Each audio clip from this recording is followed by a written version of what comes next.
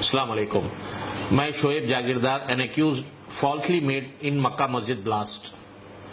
मैं जालना महाराष्ट्र का रहने वाला हूं, जालना डिस्ट्रिक्ट का। मुझे जालना से उठाकर हैदराबाद मक्का मस्जिद ब्लास्ट में पेश किया गया था, जिसका मैं फर्स्ट अक्यूज हूं। और 5 दिन तक पुलिस ने मुझे इलीगल डिटेंशन में रखा।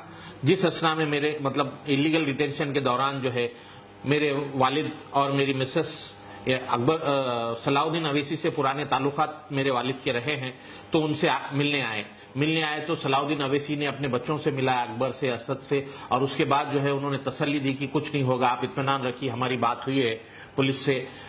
उसके बाद में जो है मेरे वालिद को जो है ले जाकर वालिद को और मिसेस को जो है कमिश्नर ऑफिस के सामने एक सर्कल पे एक फोटो उतारी गई जो एतमाद अखबार में प्रिंट हुई थी। उसके बाद मुझे मांगकाली पुलिस स्टेशन में जो है पुलिस स्टेशन में स्पेशली पुलिस ने लाई और मेरे वालिद को और मेरी मिसेस को मुझसे मिलाया।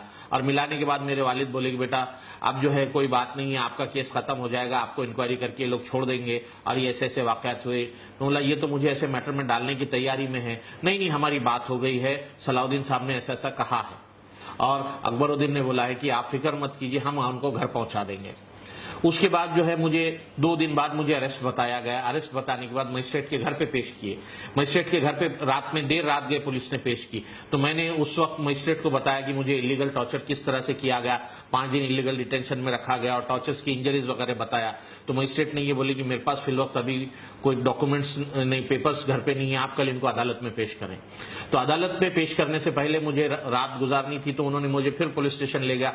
और पुलिस स्टेशन ले जाने के बाद काफी देर के बाद जो है पुलिस वालों ने मुझसे फोन पे एक बात करवाई। तो फोन पे बात करवाई तो बोले मैं असद अवैसी बोल रहा हूं और आपके साथ ऐसा जो भी वाकयात हुए, कल हम आपकी जमानत करा देंगे, आप या 2 दिन में आप निकल जाएंगे, आप इत्मीनान रखिए, किसी के खिलाफ कुछ बोलिए मत, कंप्लेंट मत कीजिए, जो भी एक्शन लेनी है आप कुछ मत कीजिए, हम देख रहे हैं मैटर को। ठीक है सर।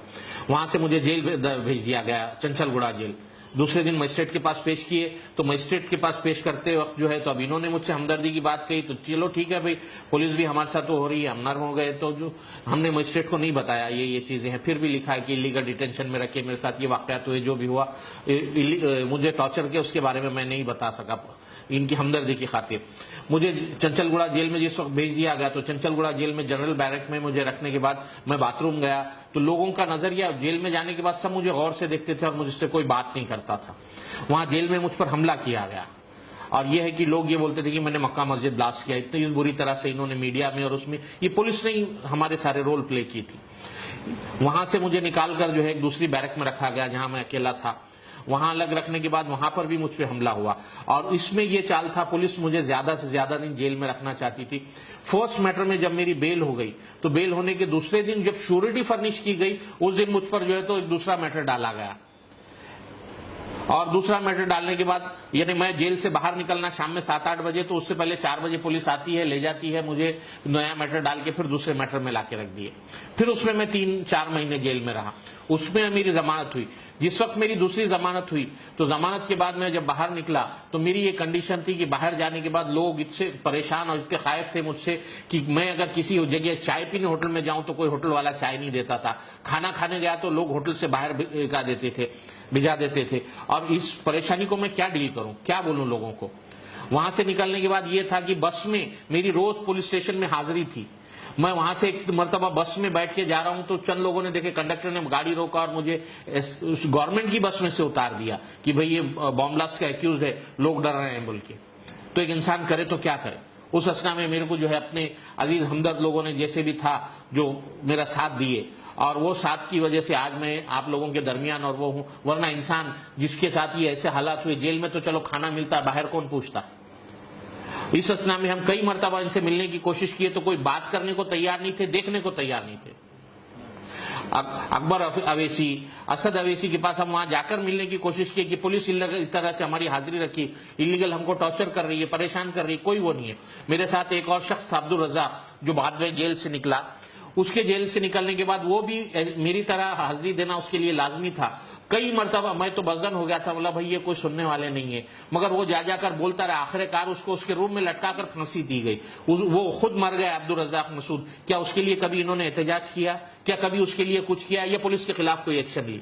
आप देखिए कि मेरे साथ तो जो गुजरनी थी गुजरी, लेकिन हैदराबाद में बच्चों का एनकाउंटर हुआ, एनकाउंटर हुआ तो हैदराबाद के एनकाउंटर के बारे में अवैसी ने कभी कोई एहतजाज नहीं किए, कभी कहीं अखबार में या कोई चीज में आप बताइए। मैं उस वक्त वहां था, मेरी श्योरिटी के पैसे लेने के लिए मैं गया था, किसी के लिए कोई एक्शन नहीं है। और सारे जहां में ढंढोरा पीटते हैं कि हमने इतना काम किया, सब होने के बावजूद 18 महीने मेरा भांजा जेल में रहा, मेरे साथ ही मक्का मस्जिद केस के अंदर सैयद इमरान खान।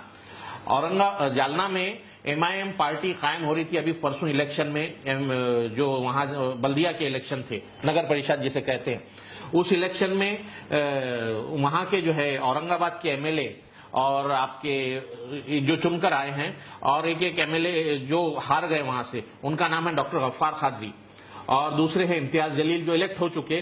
गफ्फार खादरी इलेक्शन हार गए। वहां बड़ी तकरीर की है कि हमने इनकी मदद की, उनकी मदद की, जेल से लोगों को निकाला, वो किया। अब जब मेरे को इत्तला मिली कि भैया तकरीर चल रही है तो मैं उनसे मिलने गया। जब तक वो सोहेल एडवोकेट जिन्होंने पार्टी लाई थी उनके घर पे गए, तो घर पे जाकर मैंने उनसे बोला कि सोहेल कम से कम जो है तो लोगों के मुकदमात लड़ रहा है, वकील है, हमदर्दी कर रहा है, आप इसको बदनाम और बर्बाद तो मत करो। तो ये बोले आपका नजरिया है, ये जो है तो इम्तियाज जलील मुझसे कहा। जब मुझे मालूम हुआ कि गफ्फार खादरी वहां है, तो गफ्फार खादरी का खुद भतीजा इमरान खान जो 18 महीने जेल में रहा, उसकी हमदर्दी के लिए कभी गफ्फार खादरी ने पलट के अपने भाई को या किसी को नहीं पूछा। इमरान जेल में था तो किसी को कभी नहीं पूछा, और यहां आकर बड़े बड़े वायदे करते हैं। अकबर और असद अवैसी इस तरह की हरकतें करते हैं, किसकी मदद की आप ये बताइए। सारे वाकयात, सारे चीजें आपके सामने है। यहां हैदराबाद के इतने चीजें होती है, हमदर्दी की बातें करते हैं। इन्होंने हैदराबाद में कंपनसेशन की बात की है, फर्स्ट अक्यूज मैं हूं, कहां कंपनसेशन दिया और किसको दिया, मेरा नाम बता दीजिए, या 1 रुपया कहीं मिला है तो बता दीजिए, या हमदर्दी इन्होंने कहीं किसी जगह की है तो बता दीजिए। ये मैं एक नजीर दे रहा हूं, सबके सामने रख रहा हूं। ये गुमराह कर रहे हैं लोगों को, और लोगों को बेवकूफ बना रहे हैं कि भाई हम हमदर्दी करते हैं। किस जगह इन्होंने हमदर्दी की? औकाफ की अराजियात हैदराबाद में इतनी बर्बाद हो रही है, किसका तहफ्फुज किया उन्होंने, जो यहां आकर जिक्र करते हैं, बात करते हैं औकाफ के बारे में।